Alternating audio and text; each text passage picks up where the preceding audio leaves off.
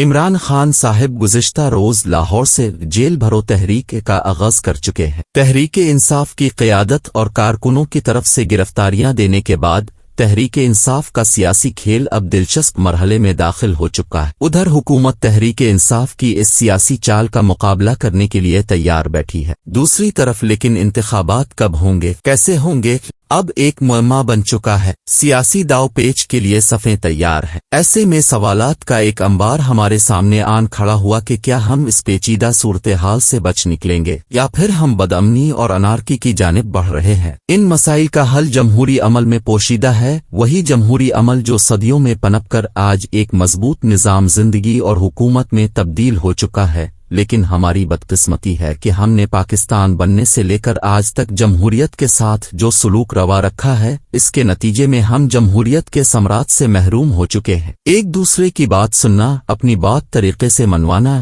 ہم اس عمل سے کوسوں دور ہیں۔ اس وقت بات صرف پی ڈی ایم اور تحریک انصاف کی قیادت کی نہیں رہ گئی، جو ایک دوسرے کی شکل دیکھنے کی روادار نہیں۔ اس وقت ادارے بھی اسی طرح ادھیڑ بن کا شکار نظر آتے ہیں جیسے ہمارا باقی معاشرہ۔ بہرکیف عمران خان کو حفاظتی ضمانت مل چکی ہے۔ وہ ہائی کورٹ پیشی کے لیے نکلے تو ان کے ساتھ ایک بڑا جلوس تھا اور یہ جم غفیر عدالت عالیہ میں ان کی حاضری میں تاخیر کا سبب بھی بنا۔ عدالت کی جانب سے انہیں حاضری کی ڈیڈ لائن دیے جانے کے بعد اگر عمران خان کی گاڑی کو تیز نہ دوڑایا جاتا اور وہ بروقت لاہور ہائی کورٹ نہ پہنچ سکتے تو ان کے لیے ممکنہ طور پر اس عدم پیشی کے نتائج مختلف ہو سکتے تھے، کیونکہ عدالتیں اس قسم کے معاملات میں عموماً حساس واقع ہوتی ہیں۔ سابق وزیر اعظم شاہد خاقان عباسی جو LNG کیس کی پیشیاں باقاعدگی سے بھگت رہے تھے، ایک بار جب احتساب عدالت وقت پر نہ پہنچ پائے تو عدالت نے ان کے ناقابل ضمانت وارنٹ گرفتاری جاری کر دیے تھے۔ مگر سیاسی جماعتیں اس قسم کے واقعات سے اپنی مرضی کے معنی اخذ کرتی ہیں اور پھر انہیں بیانیے کی صورت میں آگے بڑھاتی ہیں، جس سے بعض اوقات مسائل بھی پیدا ہوتے ہیں۔ ابھی یہ سیاسی بحران جاری ہی تھا کہ صدر مملکت کے پنجاب اور خیبر پختونخوا میں انتخابات کی تاریخ دینے سے یہ سیاسی بحران آئینی بحران میں تبدیل ہو گیا۔ صدر عارف الوی نے الیکشن کی تاریخ کا یہ حقیقت جاننے کے باوجود دی کہ یہ معاملہ لاہور ہائی کورٹ کے سامنے موجود ہے۔ الیکشن کمیشن نے یہ بات ایک خط کے ذریعے صدر صاحب کے گوش گزار کر دی تھی کہ وہ الیکشن کی تاریخ کے معاملے پر مشاورت نہیں کر سکتے کہ معاملہ ابھی عدالت کے سامنے موجود ہے۔ آئین کہتا ہے کہ قومی یا صوبائی اسمبلی ٹوٹنے کی صورت میں 90 روز کے اندر انتخابات کروانا ہوں گے، لیکن حکومت ہے کہ وہ الیکشن کرانے کو تیار نہیں۔ حکومت کے لگائے گورنر صوبائی الیکشن کی تاریخ نہیں دے رہے۔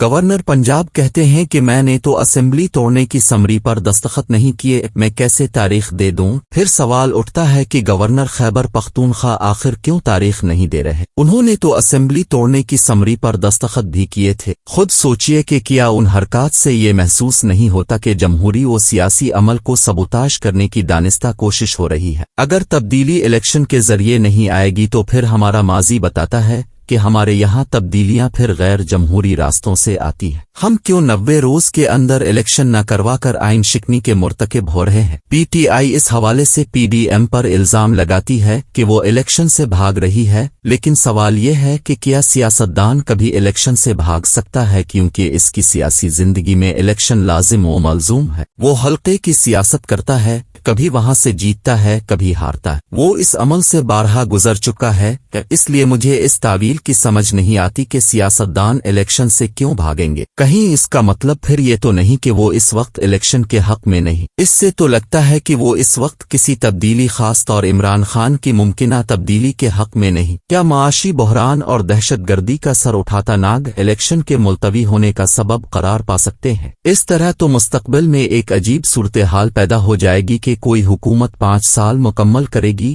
اور سیاسی جماعتیں اس خوف سے کہ اگلے انتخابات میں اس کا ناپسندیدہ سیاستدان اقتدار میں آ سکتا ہے، وہ ہیلے بہانوں سے الیکشن ملتوی کرنے کی کوشش کریں گی، نگران حکومتوں کو دوام دیں گی۔ اس طرح تو پاکستان کا نظام حکومت تباہ و برباد ہے کر رہ جائے گا۔ الفادیر عمران خان صاحب اپنی ضمانت کروا کر جماعت کے کارکنان کو جیل بھیجوا رہے۔ اس سے قبل وہ قومی اسمبلی سے استعفے دے چکے، جہاں اب وہ واپس جانے کے لیے دن رات عدالتوں کا دروازہ کھٹکھٹانے میں مصروف ہیں کہ کسی طرح مجھے اسمبلی میں واپس بھیج دیں۔ حکومت کا حال دیکھیں تو پہلے وہ عمران خان کو اسمبلیوں میں واپس دیکھنا چاہتی تھی، لیکن جب وہ واپس آنے لگے تو اسپیکر نے پی ٹی آئی اراکین کے استعفے منظور کر لیے۔ یعنی پہلے تحریک انصاف کی قیادت نے پارلیمنٹ کو بے توقیر کی، اسے نامکمل بنایا، اور اب حکومت ماثر ہے کہ وہ اسی لنگڑی لولی پارلیمنٹ کو الیکشن تک چلائے گی۔ اگر دونوں پارٹیوں کو جمہوریت کا ذرا بھی پاس ہوتا تو وہ کم از کم پارلیمنٹ کو یوں بے توقیر تو نہ کرتی۔ یہی نہیں، چیئرمین نیب کا اچانک استعفیٰ اور یہ پیغام کہ وہ کسی غیر قانونی احتساب کا حصہ نہیں بنیں گے،